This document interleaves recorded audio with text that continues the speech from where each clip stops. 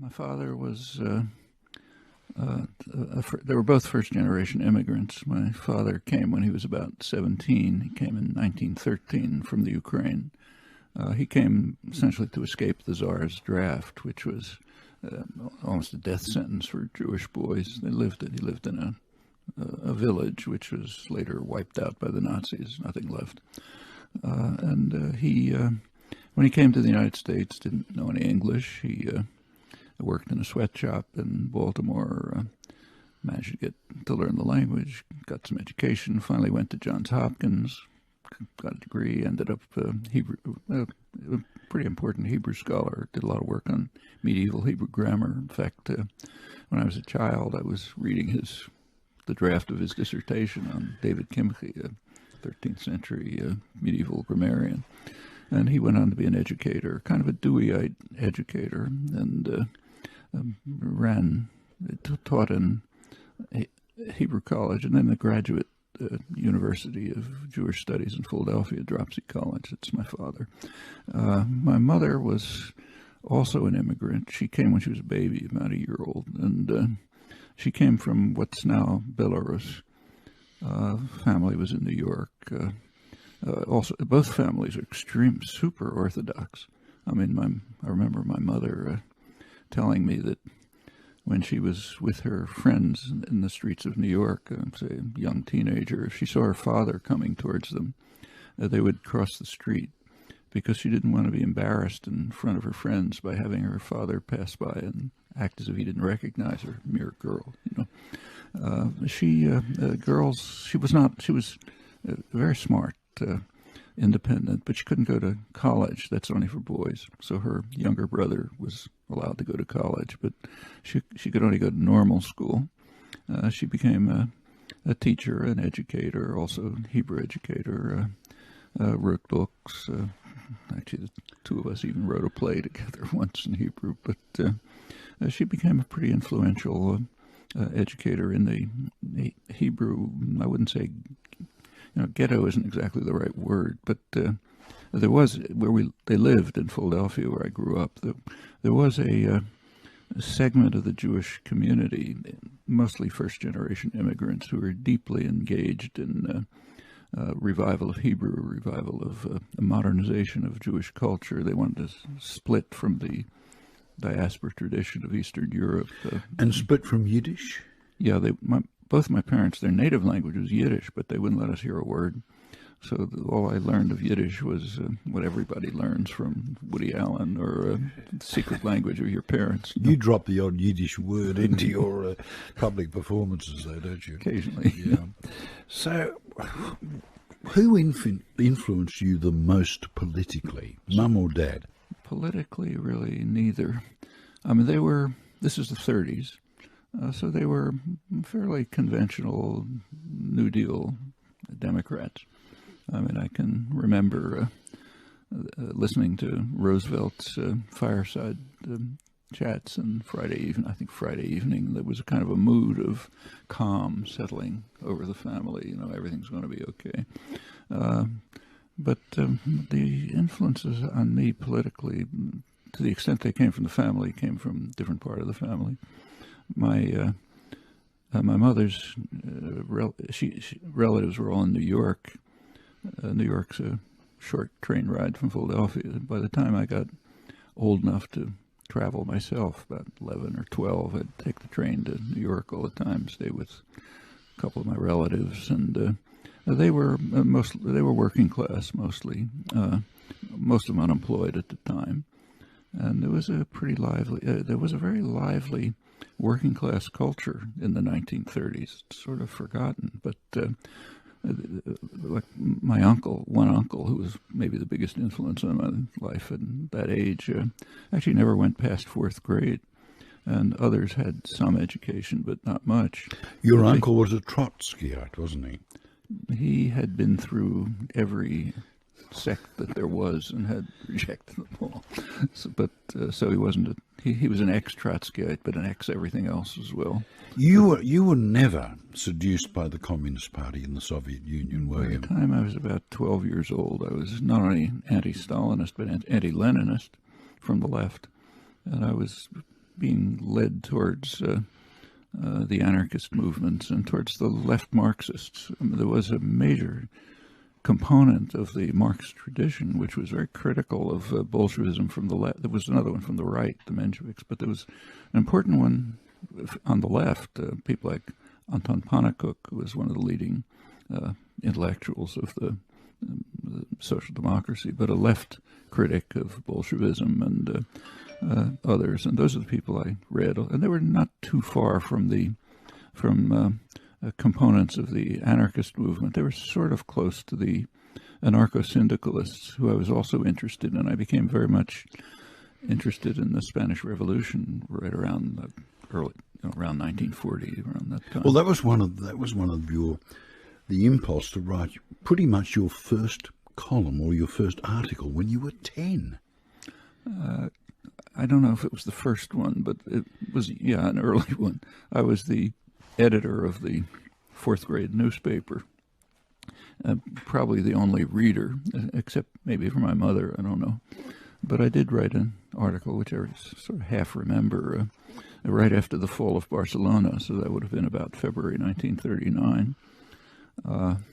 It wasn't specifically about the Spanish Civil War. It was about the rise of the spread of fascism in Europe, which seemed, as a child, it seemed very frightening and ominous. I mean, I listened to Hitler's speeches on the radio. I didn't understand anything, but you could pick up the mood and the threat and sort of knew some of the things that were happening. And the article was about the fall of Austria, then Czechoslovakia, now Spain. At the time, it looked as if fascism was unstoppable. It was going to spread over the world. It was frightening in itself, but it also had it tied in with personal experiences, which incidentally my parents never even knew about. Those days, you didn't talk to your parents about personal things. It's not, at least boys didn't. It's not done. But we lived in a neighborhood where we were the only Jewish family, and the neighborhood was pretty pro-fascist. Partly it was Irish Catholic, and they just hated the British, and partly it was German. They were pro-Nazi. But as a boy in the streets, you get to run into these things. And I grew up with just a visceral fear of Catholics. I knew when the kids came out of the Catholic school down the street, they were going to be raving anti-Semites. And maybe later in the afternoon, they'd calm down. They could play ball or something. But it's just part of experience was fear of violently anti-Semitic, mostly Catholic kids coming from this Jesuit school. Well, with this momentum, with this background, why didn't you study politics when you went to university? Why did you suddenly opt for linguistics? I didn't study politics because I really didn't believe in what was being taught. I thought I had better insight from other sources. And I, in retrospect, think that was probably a wise decision. And actually, I got into linguistics through political contacts. It's just a personal story. I don't know if it's of any general interest. Well, I'd love to hear it. I went to a Deweyite experimental school. As I said, my father was very much interested in Dewey's educational theories and practiced them. It was run by Temple University Education Department, which happened to be a progressive education department. It was a terrific school. I was there from infancy, really, about 18 months old, since my parents worked until high school, so until 12. And it was a very exciting experience. There was you weren't graded. There were no ranking. Actually, I didn't know I was a good student until I got into high school. I mean, I knew I had skipped a grade, but okay, this just meant I was the smallest kid in the class. Nobody paid any attention to it. It did, the teachers kind of inspired creative work, often cooperative. You worked with other people or you just pursued your own interests. There was a curriculum, you followed it. And I can remember the school very well. Then I got into the academic high school. There's one academic high school in the city, actually two, one for boys, one for girls. My future wife went to the girls one. And it was kind of like a black hole. I don't remember a thing.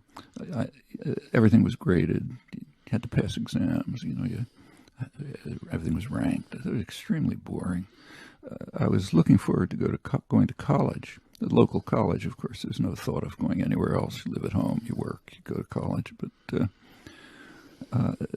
and I looked, I was 16 when I got into college, and the catalog looked very exciting. I was going to take courses in, Greek, this, that, all kind of exciting stuff. When I started to take the courses, I discovered it's high school. It's just boring, routine. And I was ready to drop out after about a year. I didn't see any point going on. And I happened to run into, through political contact, through left, what's now would be called anti-Zionist, then it was Zionist, left Zionist, anti-state, radical activism. I ran into a professor at the... This is Zelig Harris. Zelig Harris, yeah. Who was very much involved in these things. In fact, was at the center of many of these movements and had a big influence on a lot of young Jewish intellectuals at the period. He didn't write much, so nobody knows about it, but was very influential and kind of a charismatic person. I got to know him, and he... In retrospect, I think he was trying to convince me to get back into college. He didn't say anything, but he just suggested that I start taking some of his graduate courses. So I took them. And then Isn't life serendipitous? Strange. Absolutely arbitrary in a way, isn't it? Well, the whole thing for me is totally so. I don't even have professional qualifications, which is why I'm teaching at MIT. They didn't care. But I had no professional qualifications in any field. Through Harris's influence, I started taking graduate. He directed me to faculty members at the university who were pretty exciting people, but in different fields. One was in mathematics, another in philosophy, and I ended up with a strange hodgepodge of... Well, you did pretty well because you finished up as institutional professor and professor emeritus of linguistics and philosophy at MIT, which isn't too bad for a sort of an autodidact. It was serendipitous, you used to say. It's mostly accidental. When I got out of, I did go for 4 years of at Harvard graduate work, Society of Fellows, kind of a graduate sub-institution at Harvard for select students, and that was very free also. It was kind of like elementary school again. But when I was finished with that, I had no profession, and I had no particular job prospects, and I had friends at MIT, and they just suggested that I come to I get a job in the electronics lab. I mean, I can't tell a radio from a tape recorder to this day. If something goes wrong with my computer, I have to check with my grandchildren. But so I had an interview. The head of the our research lab of electronics, a person who became pretty well known, Jerry Wiesner, became Kennedy's science advisor shortly after. And we had an interview. He was interested. I talked about what I was interested in. He thought it was interesting. He suggested that I work in a project that they had there on machine translation. And I told him I thought it was a silly project. I wasn't going to work on it. The way to solve it was just brute force. There was nothing else he could do, which turned out to be correct years later. But he thought that was a pretty good answer. So he said, okay, why don't you just work on what you're interested in? And it kind of went on from there.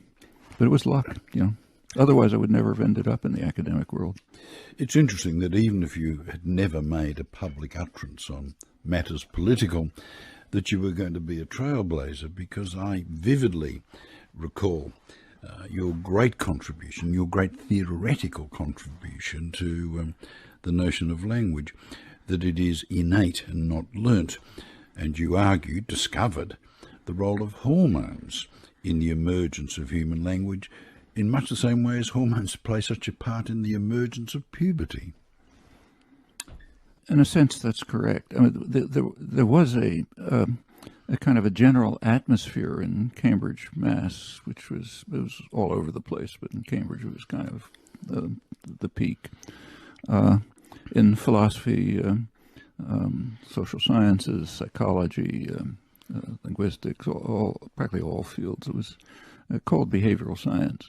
There was a belief, there was an interesting period that in American life altogether was an interesting period. It's worth remembering that before the Second World War, the United States was far and away the richest country in the world, but it really wasn't a major player in world affairs. Britain was the dominant power, and intellectually it was kind of a backwater.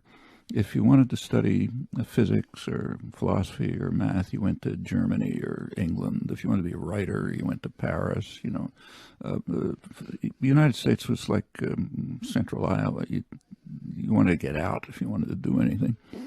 So much so that after the Second World War, when I was teaching at MIT, we were still teaching French and German to the graduate students because as a holdover from the pre-war period, they had to know them because that's where the work was. After the Second World War changed all that dramatically. Power shifted to the United States. It became the major technological center, intellectual center. A lot of European emigres came. They fled fascism. Europe was devastated. So there was a kind of a sort of a Rome-Greece attitude towards Europe. It's there. It's so faded, your personal timing was perfect, wasn't it? Pardon? Your personal timing was perfect. Luck as luck had it. But it was more than that. I mean, there was a sense in the United States in the 50s, if you read back the literature then, that we can discard all of that old-fashioned stuff. That was all old European stuff. We're going to do it the right way. We're Americans. We'll do everything from scratch. And it had an objective basis. The United States at that time was, by far it had literally half the world's wealth and incredible security. And it was in a position to dominate the world, and planners knew it. There were careful plans laid for running the world. But in the intellectual spheres, and it was kind of at its peak in places like Cambridge, Harvard, MIT, and so on, there was a sense that we can start everything all over. And there were a lot of new discoveries. The early 1950s, there was discovery of DNA. Okay, we've somehow, in the 1930s, there was, and it included a major American scientist, Linus Pauling. There was became possible to unify chemistry and physics with the new quantum theory. And that was a step forward. And during the war, a lot of technological development. After the war came, in the late 40s, information theory, which looked like could be a unifying concept for the human sciences. And then came radical behaviorism, Skinner's work, late 40s, that looked like kind of the answer to human behavior. A couple of years later came Crick and Watson, discovery of DNA. It looked as if somehow biology was going to be integrated into chemistry, which already somehow had a link to physics. And the concept of unified science, we can unify all of science and march on, was very dominant. It's still just beyond our reach, isn't it? By now, it's been seen forever. There's a lot more modesty now, and properly. In the human sciences, including linguistics, there was a sense that everything was basically solved, with just kind of a few touches here and there, but the basic ideas are understood. The most influential philosopher of the period, it happened to be at Harvard, W.V. Quine, one of the very influential philosopher. His view was that, as he put it, language is just essentially an arbitrary collection of conditioned responses. It's a fabric of sentences connected to one another and to stimuli by conditioned response and Skinnerian lines. And that was virtually dogma. That, together with information theory, the computers were just coming along. It looked as if it would be possible to automate analytic techniques. That's where the machine translation interest came from. There were a couple of us, actually 3 grad students who didn't believe a word of it at Harvard in the early 50s, and we tried to work out our own views. One of them died some years ago. He was the founder of modern biology of language. Another is my office mate still after 60 years at MIT. He's retired also. But we thought, first of all, that with regard to language, that the core problems were just being ignored and not even studied. I mean, the most elementary property of language, when you think about it, and it was kind of understood in the 17th and 18th century, is that the core is a capacity which all humans share and no other organism has to act creatively with language, to produce an unbounded number of expressions which have very specific meaning and very specific sound, not determined by stimuli, either external or internal, appropriate to situations, not caused by them, intelligible to others who recognize that they could have expressed the same thought the same way that never occurred to them before, and it can go on without bounds. It's a kind of an elementary aspect of human nature, and a very distinctive one. If you go back to, say, Descartes, that was kind of the core of Cartesian philosophy, and it spread and found its way into all sorts of directions, like classical liberalism, much Enlightenment thought. A lot of it's been forgotten since, but it was quite real. Then it was forgotten in the 19th century. Then the 20th century became turned into what I just described, kind of behavioral science, analysis of data, and so on. But it was missing all of these points. And then the three of you come along, and? Well, the three of us, just a couple of other friends, but it was mainly the three of us, thought, first of all, that this ought to be the core problem for the study of language. And the other thing we thought was that language should not be divorced from biology, that the capacity for language is a biological capacity, much like, say, the visual system or the immune system and so on, just some subsystem of the cognitive faculties, which can be studied on its own, but also integrated with others. That later came to be called biolinguistics. And pursuing those two directions, a new approach to language, and cognitive science sort of began to develop in interaction with this around the same time. It's still a very conflicted. It's not that everyone accepts it by any means. I'm aware of that. Yeah. You are under constant attack in that area of your life, as you are politically. It's a contested area, but I think I don't really think shouldn't be much controversy about it. But out of that came, and then MIT just became the center of it. We were all at MIT, and one of us, Eric Lenneberg, went off to medical school and worked on biology of language. And Morris Halley is, as I said, still my office mate after all these years. And we developed a department, and students came, and so on and so forth, spread all over the world. And you were able to demonstrate quite convincingly that the capacity to learn language was at its greatest when the human being is pretty young.